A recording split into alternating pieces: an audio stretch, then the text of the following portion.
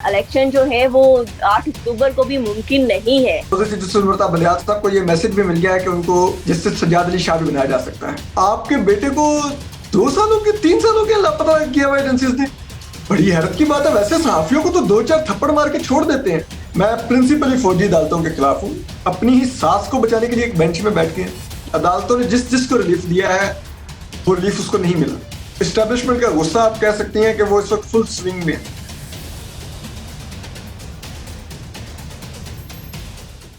अस्सलाम वालेकुम, मुझे कहते हैं सोबिया अशरफ और आप देख रहे हैं प्रोग्राम अंदर की बात मुजम्मिल सहरवर्दी के साथ। मुजम्मिल साहब, आज आपने किसी जाती मसरूफियत की वजह से हमारे साथ मौजूद नहीं है, मगर उनकी गैर मौजूदगी में आज हमें ज्वाइन किया है एक बहुत बड़े सहाफ़ी और बड़ी बड़ी खबरें लीक करते हैं असद अली तूर साहब। आज हम उनसे अंदर की खबर जानेंगे। अस्सलाम वालेकुम असद अली तूर साहब। वालेकुम सलाम जी, सभी शुक्रिया।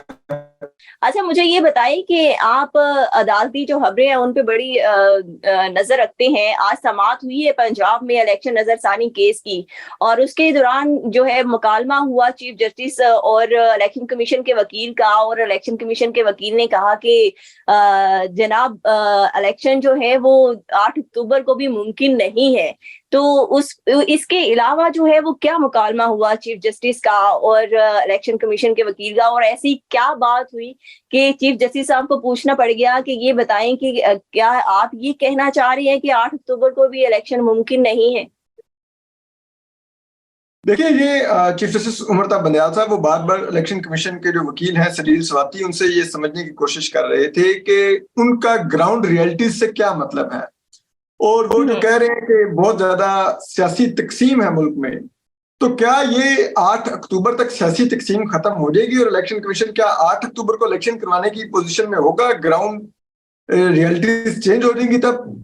तो उस पर इलेक्शन कमीशन के वकील ने तरीके से कहा, उन्होंने कहा कि ये भी हम देखेंगे, अभी उस वक्त ये जेरे गौर आएगा दोबारा से। तो उस पर जस्टिस उमरता बंदयाल साहब ने उनसे पूछा कि इसका मतलब है कि 8 अक्टूबर को भी इलेक्शन नहीं होंगे? तो उस पर इलेक्शन कमीशन के वकील ने कहा कि 9 मई के बाद अब इलेक्शन कमीशन दोबारा से इस बात पर असरे नो गौर करेगा कि जो दाखिली सिक्योरिटी है क्या वो 8 अक्टूबर को इलेक्शन की इजाजत देती है या नहीं। और अच्छा, उन्होंने कुछ ये भी कहा है कि पंजाब पुलिस ने जो है वो हमें फोर्स देने से इनकार कर दिया है। जो पहले फोर्स मांगी हुई थी, वो कह रहे हैं कि हम जो है वो पंजाब में एक अमनो अमान को कंट्रोल कर रहे हैं और हमें ये अमनो अमान कंट्रोल करने के लिए कई माह दरकार। उन्होंने कहा था कि जो पहले जो पंजाब पुलिस ने जो फोर्स का नंबर हमें दिया था कि इतने पुलिस एहलकार हम आपको इलेक्शन ड्यूटी के लिए मुहैया करेंगे, अब पंजाब हुकूमत ने वो नंबर मजीद घटा दिया 9 मई के बाद। क्योंकि उनके कहने का मकसद था कि अब जो पुलिस है 9 मई के बाद दाखिली सिक्योरिटी को देख रही है पंजाब की, और वहां पे हंगामे और सब कुछ चल रहा है और गिरफ्तारियां चल रही हैं और दीगर कई मामला चल रहे हैं। तो इस वजह से अब जो अगर बिलफर्ज अगर इलेक्शन कमीशन को 10,000 पुलिस एहलकार मिल रहे थे, तो अब शायद उसका 2,000 पुलिस एहलकार मिल रहे होंगे। तो यानी कि मजीद नामुमकिन हो गया इलेक्शन कमीशन के लिए पंजाब में इलेक्शन का इनेकाद। अच्छा, मुश्किल हो गया। तो ये बताएं कि ये बेंच की जो फिजिकल टून थी वो क्या चेंज थी पहले की निस्बत? पहले तो वो 90 दिन के रोज अंदर 90 दिन के अंदर अंदर ही इलेक्शन करवाना चाह रहे थे। क्या अब वो 8 मई पे मजीद है, या फिर वो सिर्फ ये देख रहे हैं कि हमें सिर्फ बताया जाए ग्राउंड रियलिटीज क्या है? देखिए, अब जो ये 3 रुकनी बेंच है जिसकी सरबराही मौजूद उमरता बंदयाल साहब कर रहे हैं, अब ये बेंच हमें लगता है, फील होता है कि अब इसको कोई जल्दी नहीं है। अब ये इलेक्शन कमीशन के वकील को आज तीसरा दिन है इनको सुनते हुए, जबकि माजी में इन्होंने घंटों भी नहीं दिए। माजी में सिर्फ पीटीआई के वकला को बहुत इन्हमाक से हमारे मौजूद जज साहबान सुन रहे थे। और तो अब उसी इन्हमाक से इलेक्शन कमीशन के वकील को सुना जा रहा है। और हालांकि जो नजरसानी की समाअत होती है पिटिशन की, उसका स्कोप बहुत लिमिटेड होता है, तो उसकी समाअत भी बहुत मुख्तसर होती है।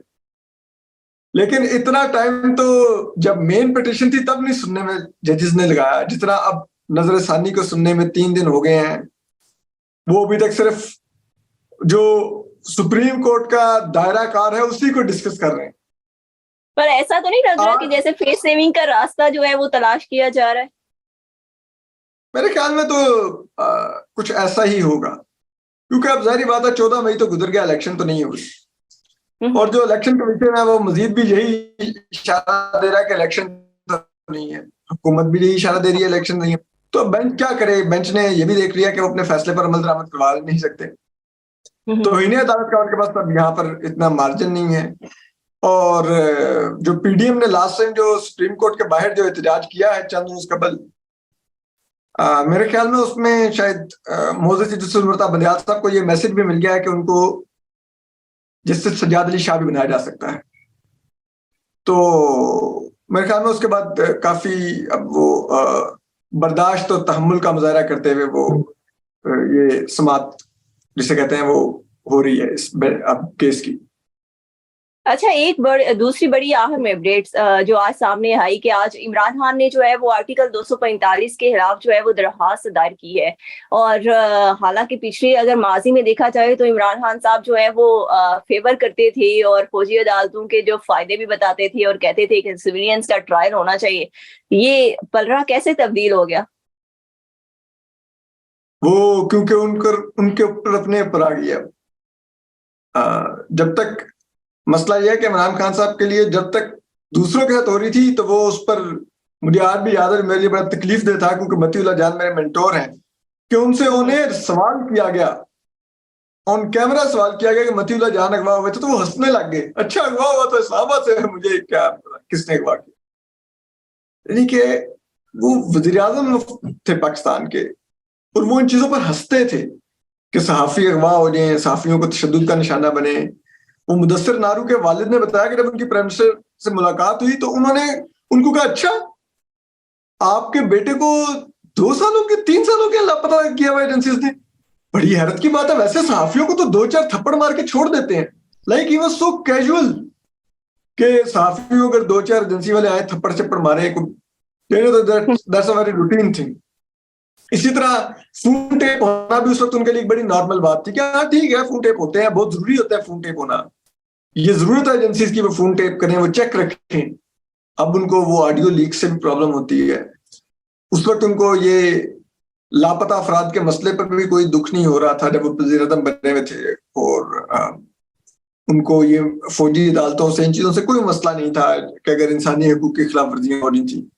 अब क्योंकि उनके अपने ऊपर शुरू हो गया है तो अब उनको ये तमाम चीजें हार्ट करने लग गई हैं। अब वो अदालतों के दरवाजे भी खटखटा रहे हैं, सब कुछ कर रहे हैं। मैं प्रिंसिपली फौजी अदालतों के खिलाफ हूँ।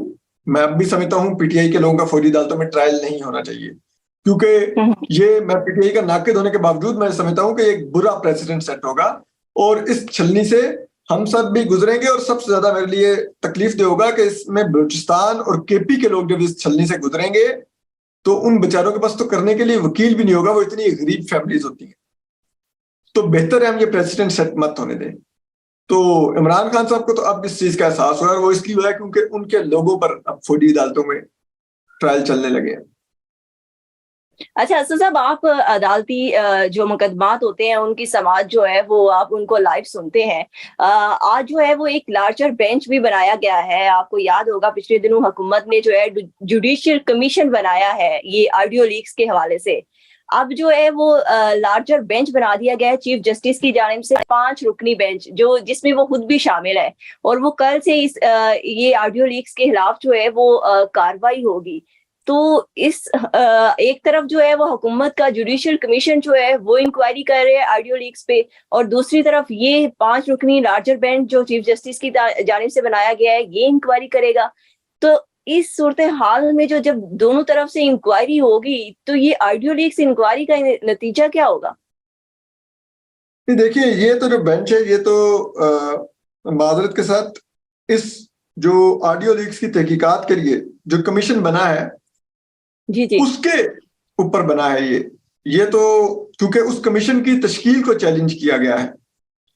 तो मुझे तो जो सबसे बड़ी हैरत हुई है, मैंने जजेस का नाम पढ़ा है जो इस कमीशन में है, मौजूद चीफ जस्टिस उमरता बंदयाल साहब इस कमीशन में हैं, justice Ejazul Hasan, justice Munib Akhtar, justice Hasan Azhar Rizvi, justice Shahid Raeed. एक तो ये पांचों के पांचों एक धड़े के जजेस, ठीक है, जिनको हम मौजूद चीफ जस्टिस उमरता बंदयाल साहब का धड़ा कहते हैं। तो ये बंदयाल प्लस जजेस का। दूसरी बात यह है कि इसमें एक बहुत बड़ा कॉन्फ्लिक्ट ऑफ इंटरेस्ट है, क्योंकि इन ऑडियोज में मौजूद चीफ जस्टिस उमरता बंदयाल साहब की सास की ऑडियो है, जिसमें वो मौजूद चीफ जस्टिस उमरता बंदयाल साहब से अपनी चैट का जिक्र कर रही हैं। जस्टिस मुनीब अख्तर से चैट का जिक्र हो रहा है इन ऑडियोज में, ठीक है, और सुप्रीम कोर्ट में जेरे समात केसेस पर चैट का जिक्र हो रहा है। तो अब आप बताइए कि क्या आप खुद को रिलीफ देने के लिए बेंच में बैठ गए हैं, अपनी ही सास को बचाने के लिए एक बेंच में बैठ गए हैं? ये बड़ा अजीबोगरीब है।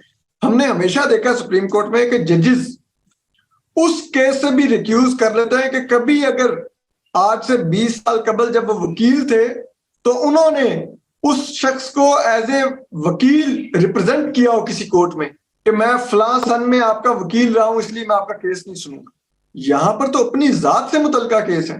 अच्छा, आखिरी सवाल मैं आपसे पूछना चाहूंगी, क्योंकि आप इस्लामाबाद में हैं, तो ये बताएं इस्लामाबाद की हवाएं जो है वो क्या रिलीफ दे सकती हैं इस सिचुएशन में थोड़ा सा भी इमरान खान को? मेरा नहीं ख्याल अब ये मुमकिन रहा है, क्योंकि पिछले कुछ दिनों से अगर आप देखें, जब से ये गिरफ्तारियां हो रही हैं, अदालतों ने जिस जिसको रिलीफ दिया है वो रिलीफ उसको नहीं मिला। वो जेल से बाहर कदम रखते हैं, उनको उठा लिया जाता है दोबारा किसी नए केस में। तो जो एस्टेब्लिशमेंट का गुस्सा आप कह सकती हैं कि वो इस वक्त फुल स्विंग में है। तो इसलिए अगर कोई अदालत इमरान खान साहब को भी रिलीफ देने की कोशिश करेगी तो मेरा नहीं ख्याल कि वो रिलीफ इमरान खान साहब को मिल सकेगा। ठीक है, फिलहाल इमरान खान साहब जमानत पर है, लेकिन अगर वो आने वाले किसी दिन में अगर वो गिरफ्तार होते हैं तो फिर मेरे ख्याल में उनका भी वही साइकिल शुरू हो जाएगा कि वो एक मुकदमे से अगर जमानत लेंगे तो दूसरे पे गिरफ्तारी डल जाएगी, तीसरे से लेंगे तो चौथे में गिरफ्तारी डल जाएगी, वो जल्दी बाहर नहीं आएंगे। लेकिन ये देखना है कि वो इमरान खान साहब को कब बराह रास्त गिरफ्तार करते हैं। अभी तो उनके लोगों को गिरफ्तार करके पार्टी तोड़ने पर फोकस है। तो देखें हम इमरान खान साहब की बारी कब आती है। Thank you so much Asif साहब कि आपने हमें अंदर की खबरें जो है वो बड़ी बड़ी खबरें बताई कि इस वक्त इस्लामाबाद की हवाएं जो है वो बहुत गर्म है और वहां से कोई ठंडी हवा या ठंडी खबर नहीं आ सकती इमरान खान साहब के लिए। इसके साथ ही मुझे इजाजत है। अल्लाह हाफिज।